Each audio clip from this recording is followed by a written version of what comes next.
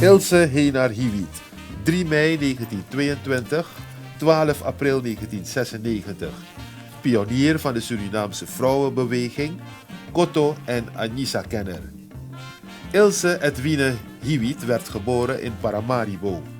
Na het afronden van de 8-jarige Graaf van Sinsendorf Mulo-school werkte ze bij verschillende bedrijven en behaalde in deeltijd de onderwijzersakte. In 1943 trouwde ze met Lucien Robert Henar.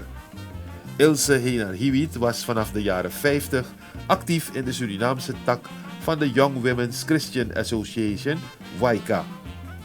Van 1967 tot 1985 werkte ze als algemeen secretaresse voltijds voor deze organisatie. In haar bestuursperiode werd de WAICA de grootste vrouwenorganisatie in Suriname met als focus het economisch weerbaar maken en emanciperen van vrouwen. Van 1971 tot 1979 was ze lid van het wereldbestuur van de WAICA. Als hobby deed ze onderzoek naar de Koto en Anissa. Ze werd een groot kenner van deze klederdracht en in 1987 verscheen haar boek Surinaamse Kotos en Anissas. Vroeger als je langs de Saramaka-straat liep, want je if je weer in crossboom, je hebt Sabigi speakering, want daar gaat mij je oordeel bij. Look wel mooi, look daar weer.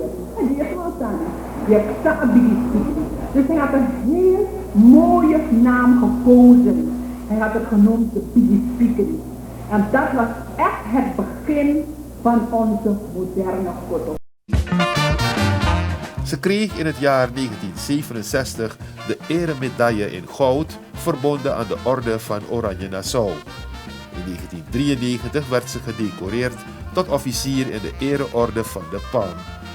De in juli 1996 door de Nationale Vrouwenbeweging opgerichte stichting Ilse Henar-Hiewiet Juridische Bijstand voor Vrouwen is naar haar genoemd.